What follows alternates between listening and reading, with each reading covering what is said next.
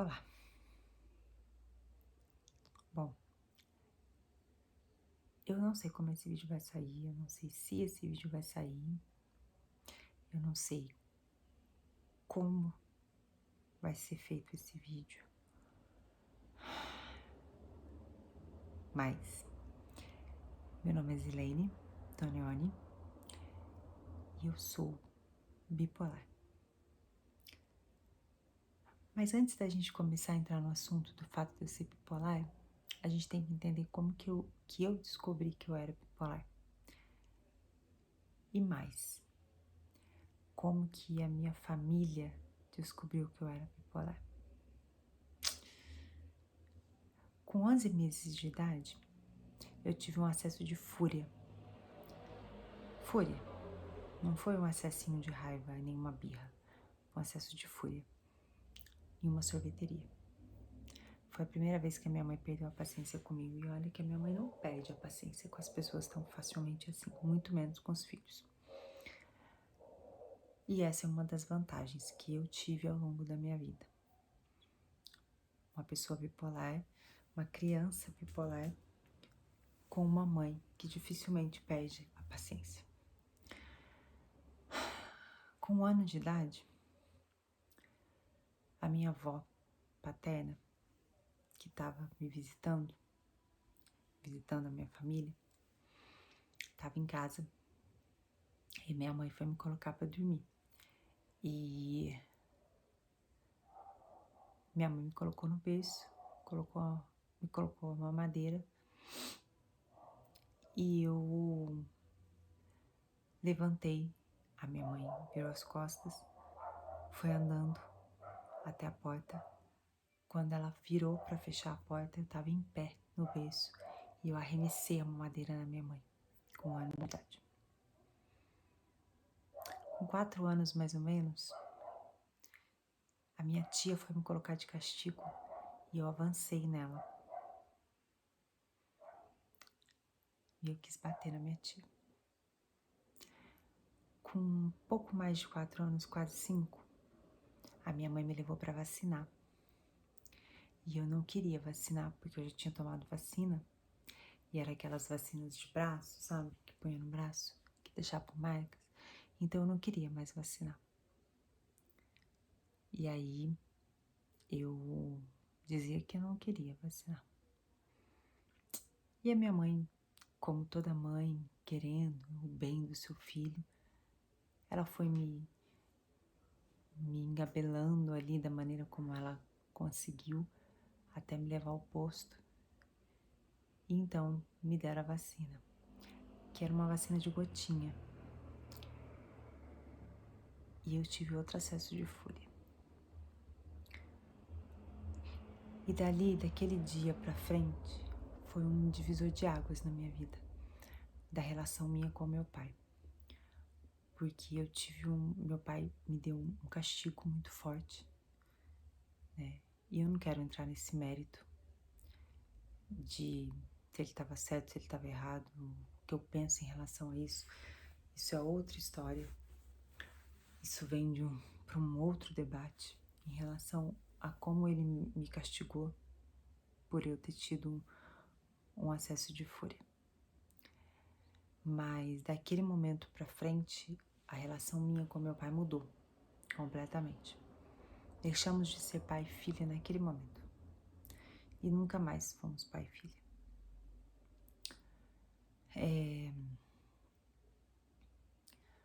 Um pouco mais pra frente, os meus pais se separaram. Quando eu já tinha 16 anos, mais ou menos. O que pra mim foi um alívio, confesso. Porque eu já não tinha uma relação pai e filha, né?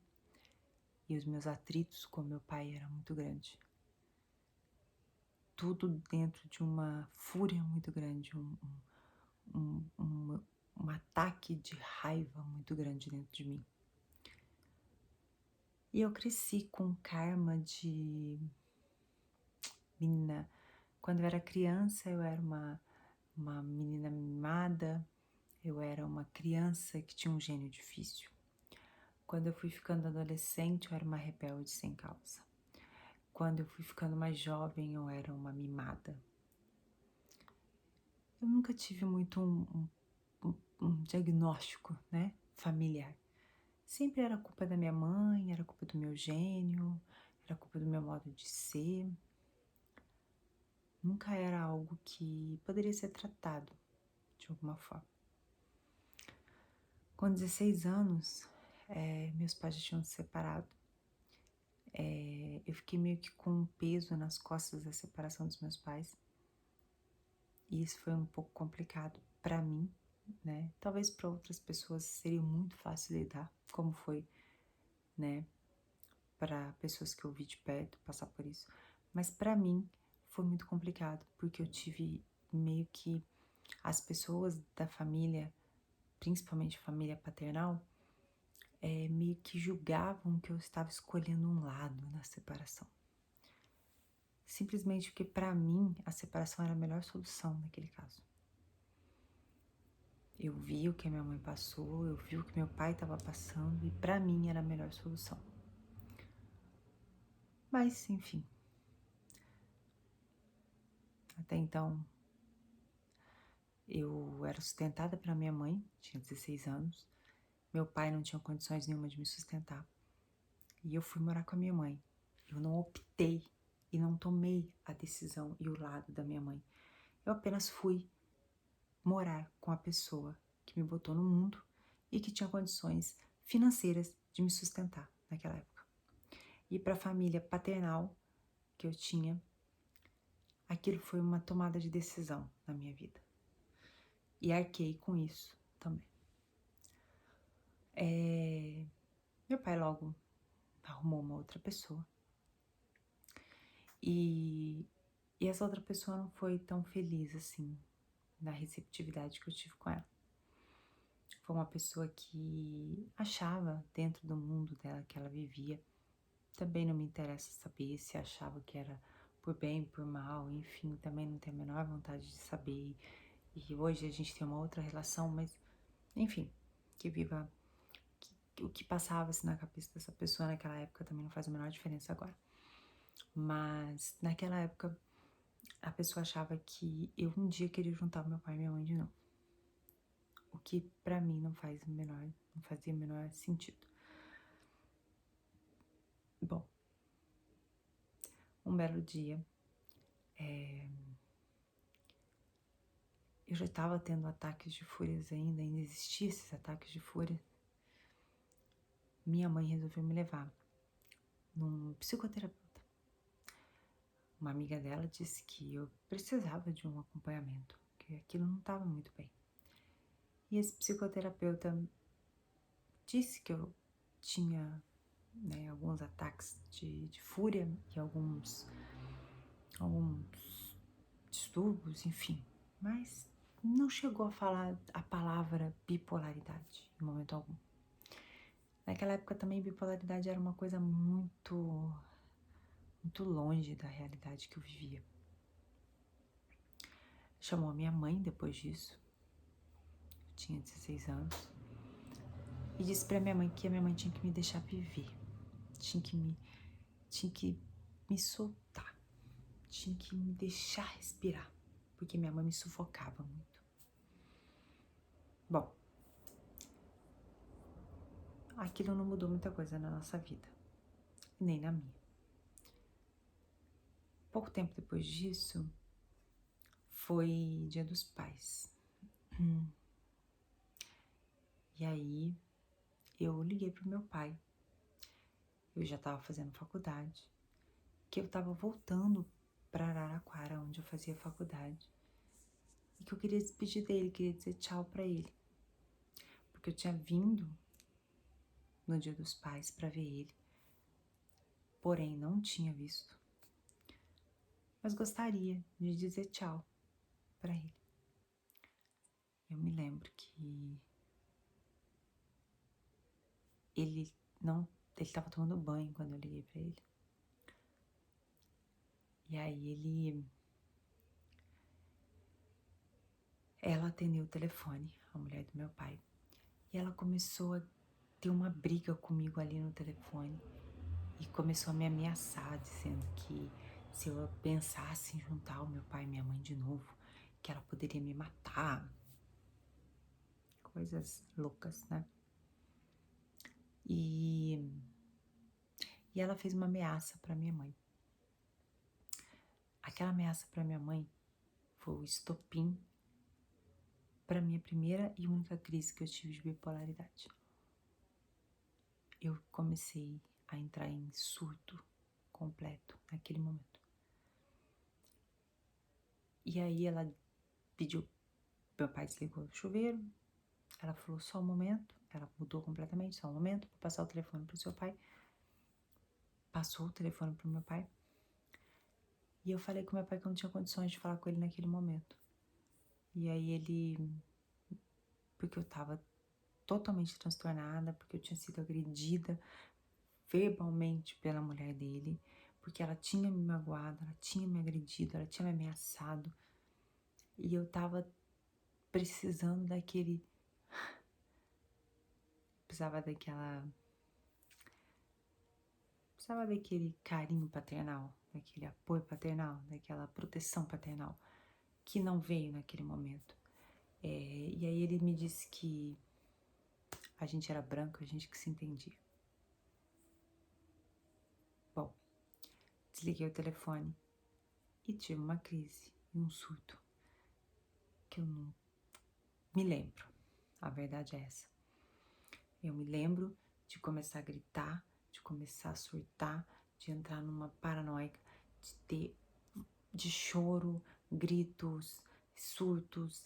E a minha mãe veio ao meu encontro, me pegou pelo braço e a última lembrança que eu tenho é de ver a minha mãe se me segurando pelo braço e não me lembro de mais nada até o momento em que eu me lembro de a última visão, a próxima visão que eu tenho é de estar deitada no colo da minha mãe, chorando muito, e a minha vizinha chegando com uma xícara de chá de camomila, com uma xícara de chá dela. A xícara era dela, não era da nossa casa. Era uma xícara branca com detalhes em azul. Nunca vou me esquecer dessa xícara. Enfim, depois desse momento, foi um surto que eu fiquei realmente preocupada comigo, mais do que até minha mãe. No outro dia, minha mãe estava com um roxo no braço. E até ontem, quando eu decidi gravar esse vídeo, eu achava que eu tinha batido na minha mãe. Conversando com a minha mãe ontem, quando eu tomei a decisão de gravar esse vídeo, ela me disse que não. Ela me garantiu, me jurou que não, que eu não bati nela. Mas ela me contou um outro episódio que eu não me lembrava. De quando eu joguei uma carteirinha do plano de saúde nela. Enfim. Me formei. E mudamos pra cá, pra Juiz de Fora. Aos trancos e barrancos, a gente foi passando por várias outras situações parecidas com essa, não tão graves como essa, mas passamos por situações bem complicadas. E aí eu mudei pra cá, pra Juiz de Fora, comecei a trabalhar, e aí a moça do RH, onde eu trabalhava, um dia virou pra minha mãe e disse assim, minha mãe tinha ido até onde eu trabalhava, ela virou pra minha mãe e disse pra minha mãe, acho que a Silene deveria ir num psicoterapeuta, ela tá precisando. E aí eu fui. Mas antes de ir no psicoterapeuta, eu sentia muitas dores na cabeça. A gente foi no neuro. Fui no neuro. E aí fiz vários exames. Eu sentia muitas dores na cabeça, muitas dores na cabeça. Era algo muito forte. E aí quem contou pra mim que eu era bipolar foi o neurologista. Ele olhou pra mim e disse que aqueles exames tinha tudo de uma pessoa que tinha umas fortes tendências a serem bipolar. O que é uma pessoa bipolar, você me pergunta? A bipolaridade não é uma coisa muito cientificamente comprovada e nem uma coisa muito fácil de ser explicada. Hoje a medicina, ela fala que a bipolaridade ela tem 3 fatores. O fator científico químico do cérebro, o fator genético e o fator ambiente que você vive. Eu estava tendo de um neurologista o fator químico do meu cérebro, que estava dizendo que o meu cérebro tinha uma tendência bipolar. Então ele me indicou um psicoterapeuta, mais um psicoterapeuta. E eu fui num psicoterapeuta aqui em Juiz de Fora, que eu odiei. De cara, nossa, queria sair correndo dele e nunca mais voltar. E aí fiz uma sessão com ele e ele virou pra mim e disse: olha, você é bipolar. E quando ele falou essas palavras, ele confirmando pra mim o que ele já tinha visto nos exames, mais o que ele tinha feito comigo na consulta, que eu realmente era bipolar, eu nunca tinha ouvido essa palavra. A primeira vez que ele falou pra mim a frase, você é bipolar? Eu pensei comigo assim, eu tenho dupla personalidade. E aí, veio minha mãe. E aí eu pensei, como que cura uma pessoa que tem dupla personalidade? Eu não entendia.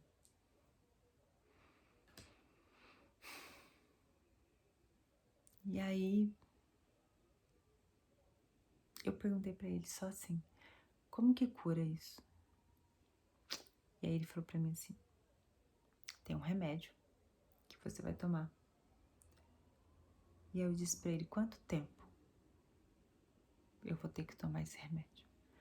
Aí ele disse assim, quanto você viver. Eu falei, é um tempo razoável. O remédio não é barato. O tempo de vida não é pouco. Ou seja, tô ferrada. Bom, depois que você recebe esse diagnóstico, você entende que você precisa entender o que é bipolaridade, porque você não tem a menor ideia do que é isso. Você não sabe o que é, você tem uma coisa que você não entende o que é, mas que explica toda a sua reação a qualquer coisa que aconteça. E aí vem um momento de aceitação sua, porque você primeiro nega, e eu primeiro neguei o tempo todo. Imagina que eu tinha isso. Vai lá. Eu só era geniosa. Personalidade difícil. Jamais bipolar. Bom, e aí eu comecei a pesquisar um pouco mais sobre o que era essa bipolaridade. Eu comecei a entender que, cara, fazia muito sentido na minha vida. Fazia todo sentido na minha vida. Eu nunca fui uma criança diferente das outras. Eu nunca fui uma criança pirracenta. Deus do céu, será que as pessoas nunca entenderam? Eu era bipolar. Eu nunca fui uma geniosa. Eu nunca fui uma mimada. Era tão difícil entender isso. Era. Bom, depois desse período, vem então uma fase muito pior. Que é a fase em que você sabe o que você tem, mas as pessoas acham que é frescura. A pessoa muda de humor muito rápido. Ai, frescura. Ai, todo mundo é bipolar. Ai, agora você muda de opinião muito rápido, você é bipolar. E aí, você tem vontade de pegar aquelas pessoas que usam a bipolaridade como desculpa para tudo que elas não sabem o que é da vida e tem vontade de esganar elas, porque elas banalizam a sua doença. E isso eu tenho vontade de fazer com todo mundo que não tem opinião própria. Porque o fato da pessoa não ter opinião própria, ou simplesmente porque ela quis mudar de ideia e não tem caráter para assumir que ela quis mudar de ideia, pegar o que você tem como doença e usar isso como desculpa, simplesmente porque ela não tem culhão para poder assumir que ela não sabe mudar de ideia. E aí sim, essas pessoas eu tenho vontade de esganar. E não é porque eu sou bipolar, não. É simplesmente porque eu quero que essas pessoas entendam que o que eu tenho não é desculpa pro que elas não têm. Entende? Mas enfim, isso é um outro assunto que a gente vai falar mais pra frente. Bom, passado isso, eu comecei a entender que eu precisava, então, falar isso pras pessoas. Precisava contar isso de alguma forma. Porque eu magoava as pessoas. Ser bipolar é você, às vezes, falar coisas sem nem ao menos você perceber que você está sendo grossa com alguém. E eu fazia isso. Eu magoava muitas pessoas. Quando eu via, eu já estava sendo grossa com a minha mãe de novo. Eu estava sendo grossa com as pessoas que eu amava. E a primeira lição veio: desculpa. A palavra desculpa é a coisa que eu mais falo na minha vida. E não é porque eu banalizei a palavra desculpa, não. Não, eu não banalizei a palavra desculpa. Eu simplesmente aprendi que o bipolar, ele tem que entender, que ele tem que viver e saber que ele tem que pedir desculpa. Bom, aí veio o processo de aceitação. Eita, esse fazinho difícil, tá? Bom, eu pedi desculpa pra mim mesma o tempo todo. Eu acordava de manhã pedindo desculpa pra mim. Desculpa por me magoar, desculpa por me machucar, desculpa por não ter descoberto antes. Desculpa por ter me ferido. E aí veio aquela fase de contar pra família, e aí a família, veio uma negação familiar muito grande. E nisso eu fui passando por vários psicólogos, psiquiatras, psicoterapeutas, até que eu decidi que eu precisava de um médico e eu precisava de um médico que me entendesse. Então eu comecei a procurar psiquiatras, fui procurando vários psiquiatras. E nesse meio tempo, enquanto eu tentava achar um psiquiatra que me encaixasse, porque o plano de saúde não cobre psicoterapia, ele cobre psiquiatra. E aí eu comecei a procurar um psiquiatra que fosse se encaixar dentro da minha patologia, mas ao mesmo tempo eu já tinha desenvolvido bulimia, eu já tinha desenvolvido anorexia nervosa, eu já tinha desenvolvido anorexia alcoólica, eu já estava passando por várias outras coisas além da bipolaridade. E a minha família ainda achava que eu era uma fresca, uma mimada, que a minha mãe me protegia de tudo. Foi então que eu abri o catálogo do plano de saúde que eu tenho e achei, procurando um psiquiatra para minha mãe e um para mim, eu achei no mesmo consultório um psicogeriátrica geriatra para minha mãe e vi que tinha uma psiquiatra especializada em dependência química, distúrbios alimentares e transtornos de humor. Eu falei, acho que essa mulher caiu do céu. E eu falei, olha mãe, no mesmo consultório, 2, um para você e um para mim. Porque a gente não podia consultar no mesmo psiquiatra. E aí minha mãe disse, não, de jeito nenhum, vai você, depois eu vou. E aí eu fui. Marquei a consulta e fui. E aí quando eu abri a porta do consultório, uma senhorinha me atendeu, era secretária. Ela devia ter mais ou menos uma idade da minha avó, assim, uns 70 anos. Uma senhora super simpática. Me deu um abraço. Que encantadora. Hoje ela já é falecida, né? Infelizmente ela não tá aqui mais com a gente, mas naquele momento eu me senti em casa. Parecia que a minha vida toda era aquilo ali que eu tava esperando para poder encontrar o meu eixo. Bom, Aí eu pensei comigo, se a recepção tá assim, alguma coisa de errado tem que ter aqui. Falei, vai ser a hora que eu entrar dentro do consultório. E quando eu entrei no consultório, a psiquiatra me deu um sorriso e disse pra mim assim, como você está? Vamos daqui pra frente melhorar. Lá se vão 13 anos. 13 anos que a gente tem uma longa jornada juntas. A gente tá junto há 13 anos. Bom, essa jornada já é uma outra história. Mas é só pra dizer pra vocês que não foi fácil esses 13 anos. Não foi legal o tempo todo. Não foi 13 anos de felicidade extrema. Não foi 13 anos de glórias. Não foi 13 anos querendo sorrir o tempo todo. Não foi 13 anos super feliz. Não. Não mesmo. Muito menos foram 13 anos de total tristeza. Nem foi 13 anos o tempo todo triste. Nem foi 13 anos querendo dizer que tudo foi dado errado. Era só para dizer que durante esses 13 anos foi muito difícil.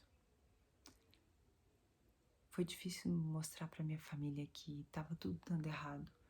Foi difícil mostrar para minha família que eu precisava de apoio. Foi difícil mostrar para meus amigos que, sim, eu magoo as pessoas. Foi difícil me conhecer. Foi difícil conhecer o próximo.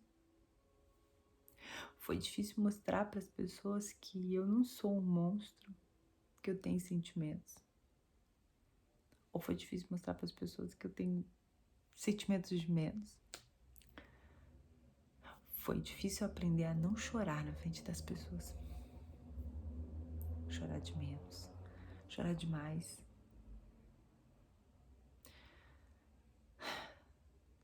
Foi muito difícil.